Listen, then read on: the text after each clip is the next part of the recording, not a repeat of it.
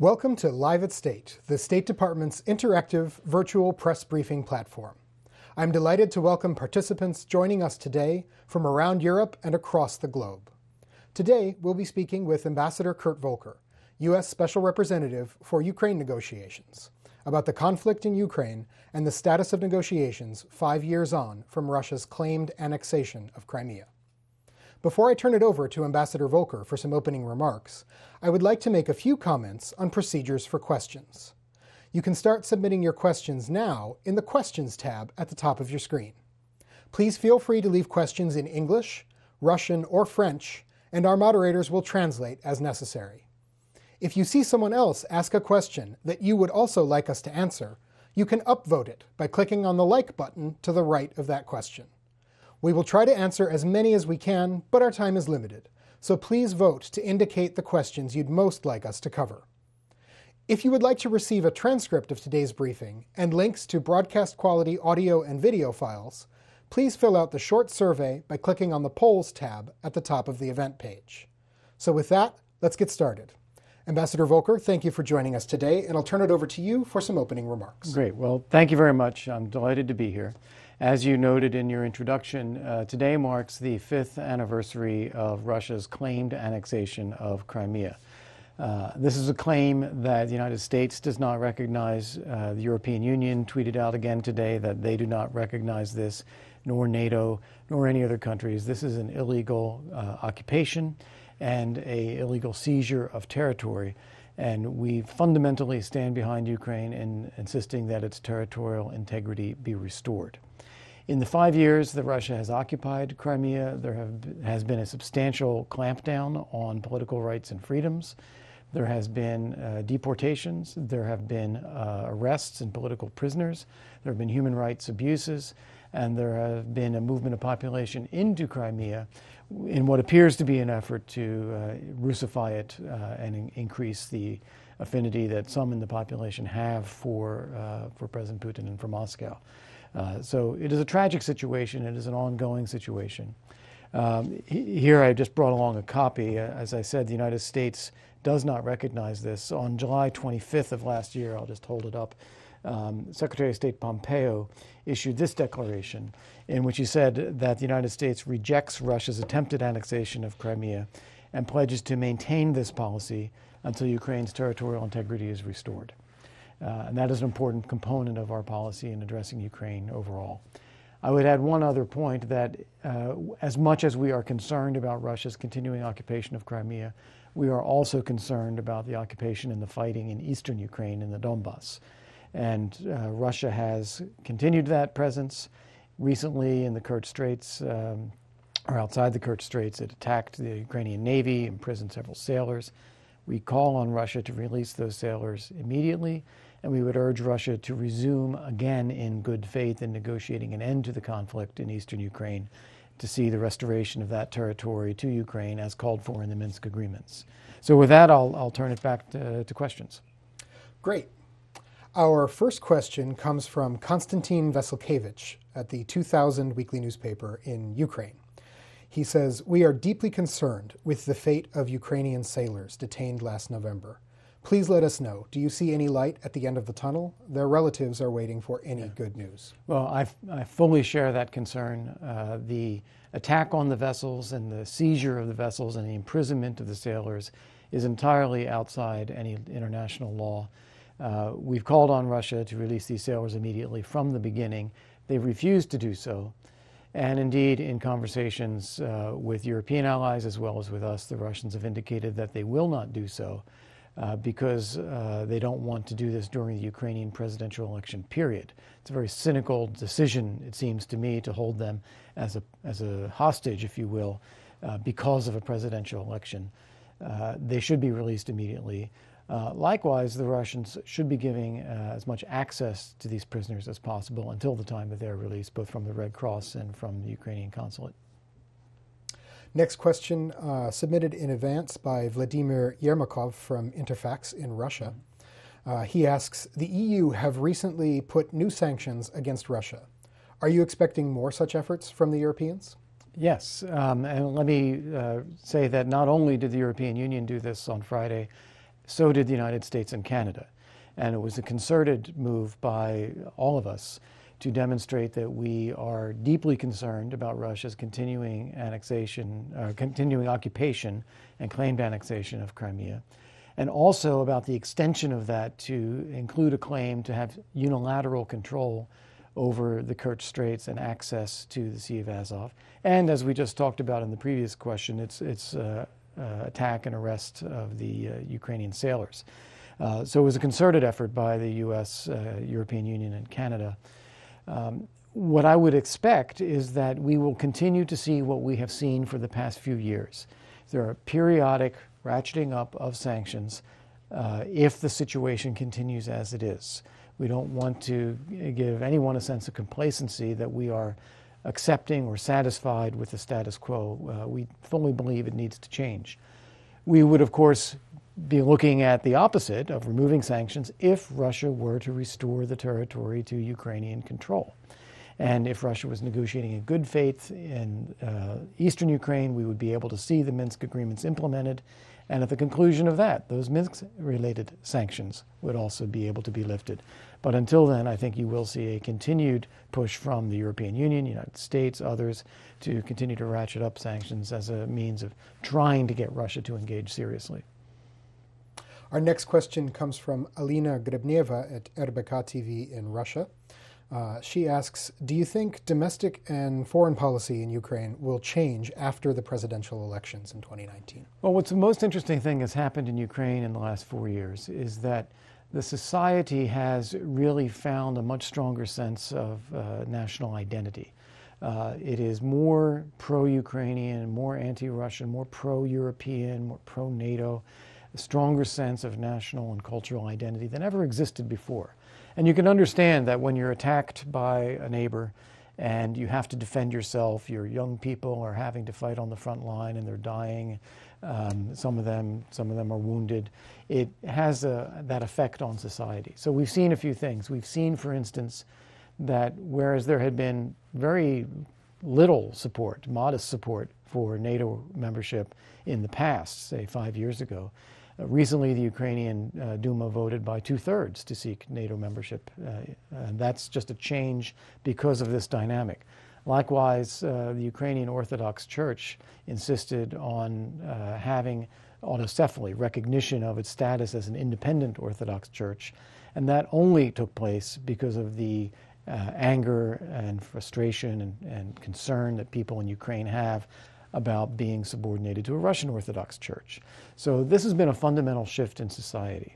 I bring all this up because the society then sets the limits on what any Ukrainian government can do.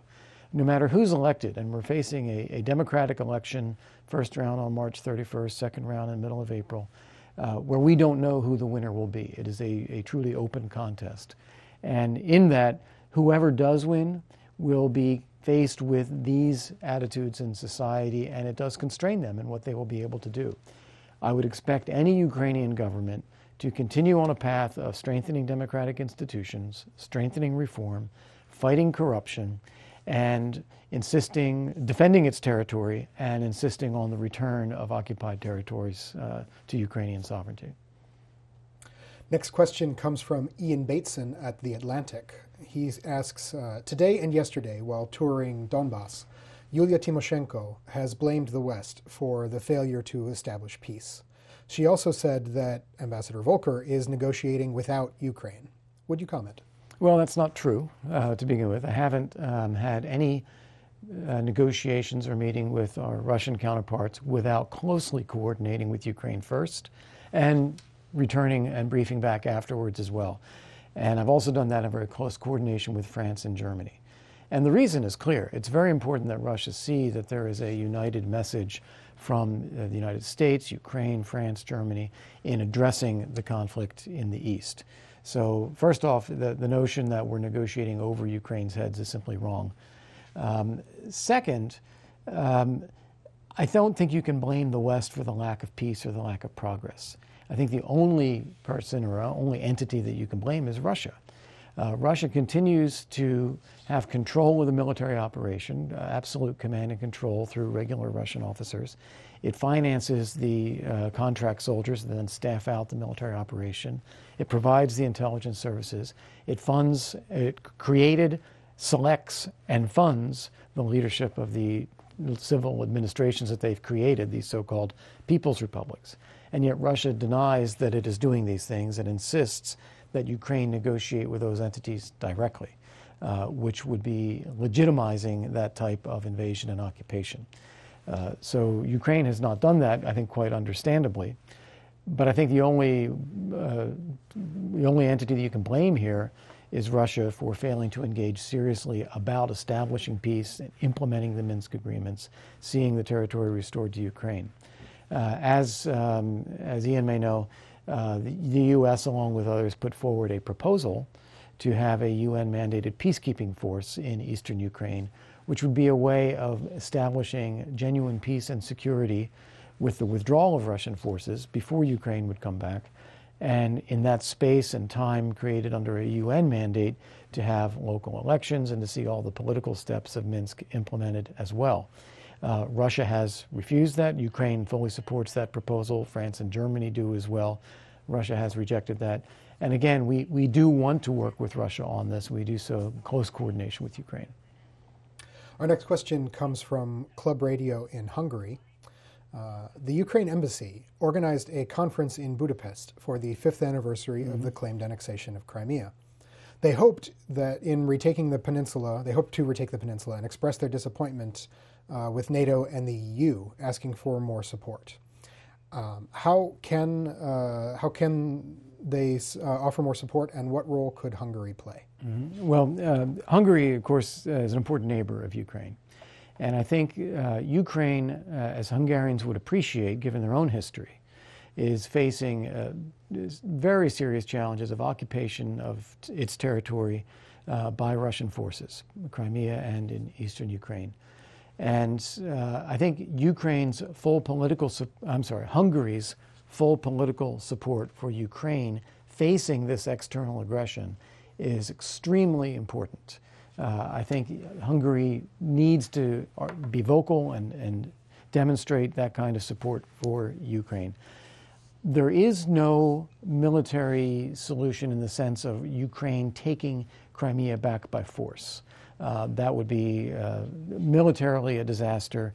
It would lead to the loss of thousands and thousands of lives. It's not something anyone should be contemplating. So there's no taking it back by force. But establishing both legally as a principle that it belongs to Ukraine, establishing the outreach to the population, and sustaining the unique Crimean culture, being a home to Crimean Tatars, creating an environment in which Crimea is remembered and celebrated is, I think, vitally important to sustaining the memory of Crimea and eventually seeing it restored to Ukrainian territory. And I think Hungary, which again is a country which is defined by its language, by its culture, by its history over 1,000 years in the Carpathian Basin amid a sea of Slavs and others. I think that Hungary would well understand the cultural dimension to this as well. And then finally, I would just say that I know there is an issue between Hungary and Ukraine over national minority rights in Transcarpathia, with the ethnic Hungarian community wanting to have education in Hungarian language. The Ukrainians have passed a language law that says that people also need to learn Ukrainian in high school and use that for certain subjects. I would really hope that Hungary and Ukraine could sit down together and iron out the mechanics of how to do this. There are reasonable positions on both sides. It has gotten frozen right now. And the fact that it's frozen has prevented Ukraine from having ministerial level meetings at NATO, which is very unfortunate, because in a situation where they're being attacked like this, they need that external support. So I would hope that Ukraine and Hungary can sit down and work that out and put Hungary in the position of giving its absolute full support to Ukraine. Our next question is from Latvian television. Mr. Volker, you have said that Russia is willing to manage Mr. Poroshenko to lose the elections. Do you see any other candidate that Russia is supporting, and would the U.S. support Mr. Poroshenko? Well, we don't take a position in the election. This is a democracy. We have candidates running. It's an open contest. Who knows who's going to win? We support principles. We support principles of strong democratic institutions, of reform, of anti-corruption, and security, and Ukraine's restoration of its sovereignty and territorial integrity. So that's what we stand for, and we articulate that to all of the candidates. I think it is true, in fact, it's not only true, it's something that Russia itself has said, that they want to see Poroshenko defeated, and that's simply a fact. I think that there's just been a development of personal animosity between President Putin and President Poroshenko, and so they're just looking for a change. I'm not sure, however, that Russia identifies any particular candidate and saying, this is, our candidate that will win and we get something from that. And that's because of what we talked about before. Ukrainian society has become so cohesive in a sense of national identity and demands of what its government will do. I'm not sure any candidate, no matter who wins, would be in a position to really give presents to Russia as a result. Next question comes from Mikhail Turgiev at RIA Novosti in Russia. Mm-hmm. Does the U.S. have plans to deliver other weapons to Ukraine rather than what it had already promised? Mm-hmm. If yes, what kind of weapons could those be? Right. So, as you remember, during the Obama administration, there was a ban on the sale of lethal defensive arms to Ukraine. Almost unique. The U.S. has defense relationships and arms sales relationships with countries all over the world, including still with Saudi Arabia today as an example, but many, many others. And Ukraine was singled out, even though it was being attacked and needed to defend itself, was being singled out as a country that we were not supporting. We've ended that. In the Trump administration, we've decided to treat Ukraine like any other normal country that has normal defensive needs. And we've been willing to both provide assistance, and we will also be willing to provide arms sales to Ukraine to help them develop a strong, capable, sustainable defense capability. As is known, part of that assistance was to provide anti-tank systems so that if tanks were to progress further into Ukrainian territory, Ukraine would have a better ability to defend itself. Ukraine has indicated an interest in acquiring more of that. That's possible. We also need to be looking at things like air defense and coastal defense. Anti-sniper systems is something the U.S. has already provided. It's whatever is reasonable and necessary for Ukraine to have a modern capability to defend itself and prevent further aggression against the territory. Next question is from Orestis Velmakos from the Press Project. Given that the three frontrunners in the presidential election have stated they wish the integration of their country into NATO, do you think that this is something that can happen in the near future? And if so, do you expect a strong reaction from Russia? Well, first off, NATO has consistently maintained its commitment from the Bucharest summit in 2008 onwards that it sees Ukraine as a potential member. It is a European democracy, it has a right to security like any other country. But that doesn't mean it is imminent, and of course, more than 10 years has gone by since then. And that is because countries need to meet all the standards for NATO. Democracy, civil control of the military, reform, anti-corruption, contribution to common security, reform of the military establishment, reform of the defense sector generally. So there's a lot to do. It's up to, in some ways, how quickly Ukraine can progress on all of these issues. It is also up to NATO making decisions by consensus as to when they feel an appropriate time would be to actually extend a formal invitation. I can't predict when that would happen. What is important is that NATO has declared its willingness in principle and that Ukraine keep progressing in meeting those standards along the way. And then when the time is right, it would be possible to do. And do you expect a reaction from Russia? I would hope not. Russia has accepted and I think actually has benefited from the NATO membership of Estonia, Latvia, Lithuania, former parts that Russia had incorporated into the Soviet Union. We never recognized that, of course, but they have been incorporated into the Soviet Union. They're now independent states. They're part of the European Union, part of NATO, and they've been excellent neighbors for Russia. And there's peace, there's no violence, there's trade, there's economic development. So I would hope that Russia would look at all its neighbors, and instead of feeling that it needs to limit their choices and prevent them from realizing their aspirations, to instead see that successful neighbors help make Russia successful too. Next question comes from Harold Hyman from CNews in France. Is the rift between the Patriarchate of Moscow and the Ukrainian Orthodox Church playing a role in the conflict? In the conflict, no. It's the other way around. I'm sorry, I misread that. Is it playing a role in the campaign? In the political campaign. So we'll start with the conflict. Russia's attacks on Ukraine, its seizure of territory, its killing Ukrainians, that's what caused the sense in Ukraine that we cannot be under the Russian Orthodox Church. We need recognition of our own independent Orthodox Church. That was accomplished last year, and the very beginning of this year, right after the holidays. And that is something where, indeed, President Poroshenko is using that as part of his campaign slogan. But I think it's a much broader issue than a political campaign. It's something that is reflective of the demand of society for recognition of its independence and sovereignty. And I don't think, I would be surprised, but I don't think Ukrainians attach that to just one person. I think they attach that to the development of their society as a whole.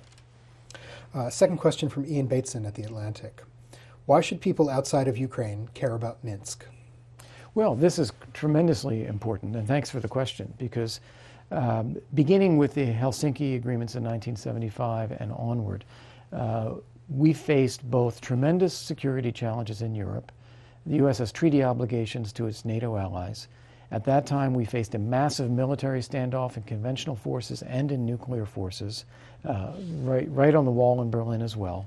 And it was very tense, and what we needed to do was to increase the conditions for stability and security in Europe, reducing armaments, and creating opportunities for peaceful economic development. That remains true to this day. We need those same principles respected. In Helsinki, and in every major document ever since then, we've said that countries need to refrain from the threat or use of force, that they need to respect the decisions of countries for their own political orientation. There should be no change of borders by force in Europe. This is the so-called Decalogue from the Helsinki principles, and they remain valid to this day. And if we fail to uphold those principles, a country can invade and attack another, steal its territory, keep killing people there. If it can happen in one place, it can happen in other places. In fact, we've seen that. It happened in Georgia. It is happening in Ukraine. Russia still occupies part of Moldova. So this is a matter that concerns Europe as a whole. We have to uphold the principles of territorial integrity and peace and security, because if we don't, it can eventually envelop lots of other countries as well. Next question from Randy Rickman at the Leader Telegram. What is the best way to provide humanitarian aid to Ukraine? Well, the Ukrainian government is not it's not a poor country. It's not an incapable government. They need to take the lead. And there are areas where humanitarian assistance is greatly needed, particularly in the conflict areas where Russia has invaded and there is a line of fire going on and people are facing mortar and snipers and so forth. And in the occupied areas, it creates hardship for the population in terms of access to basic services. These are things that the Ukrainian government should be, in the first instance, trying to do itself, to reach out to the affected populations and provide as much support as possible. They do some, they need to do more. And then they can also be leaders in the international effort through the UN. UN has a fund for this, to help others contribute to humanitarian relief in Ukraine as well. Next question from Roman Olyarchuk at the Financial Times. How do you assess Yulia Tymoshenko's plan, should she be elected president, to seek more participation in the peace process from Budapest Memorandum countries? Yeah. I think we can look at it from any number of formats. We started with the Minsk agreements, which were Russia, Ukraine, and the OSCE. Then we have the Normandy format, France, Germany, Ukraine, and Russia. Budapest would bring in the United States, bring in a few others. The substantive issue is still the same. The substantive issue is that Russia is not acknowledging its responsibilities. when people talk about the Budapest Memorandum, they often point out, oh, the US or the UK have not fulfilled their obligations to protect Ukrainian territory. That's not quite the way it reads. It's that we all agree to guarantee the territorial integrity of Ukraine, and Russia is the only country that has violated that. Russia is the country that has invaded and taken territory from Ukraine. And that dynamic plays out no matter what the format is, whether it would be a Budapest format or whether it is Minsk or whether it is Normandy. It's ultimately getting Russia to the table. And I think it's not what we have is not a lack of an appropriate format. What we have is a lack of political will from Russia. So I think we have time for 2 more questions. Okay. Next is from the Kiev Post. Mr. Volker, can you confirm that the U.S. is willing to provide Ukraine with 2 more Island-class patrol boats, in addition to those already formally assigned to Ukraine in September? Yeah, I'd have to check on what exactly we're speaking about here, so I don't want to get ahead of myself. The broader principle is the U.S. remains committed to providing assistance to Ukraine for its military, including its Navy, and that we are also open to foreign military sales to Ukraine if the Ukrainian government pursues that, which they've indicated they will. So we have a broad, open support for Ukraine's strengthening of its defense capability. Okay, and our last question, rounding it out nicely, same journalist as our first question, Konstantin Vasilkevich from 2000 Weekly Newspaper in Ukraine. He asks, in 2 weeks, Ukrainians will go to polling stations. Do you have any reassuring words or maybe some advice for the voters, how to make a correct choice, how to select a proper candidate? What should the criteria be for their priorities when they're voting? Well, I think first off, it would be presumptuous of anybody to tell Ukrainian citizens how to vote. It's their country. They should make their choices. They should vote their conscience about what they want to see for their country. The one thing I guess I would say in addition to that is Ukraine has enormous potential. It is a large country with a wealth of resources, with a talented population. It can be one of the greatest countries in Europe, and Ukrainians should have confidence in that, and they should expect that their political leaders, whoever they may be, will help in building that kind of Ukraine, because it's something that can be done and that the Ukrainian people deserve.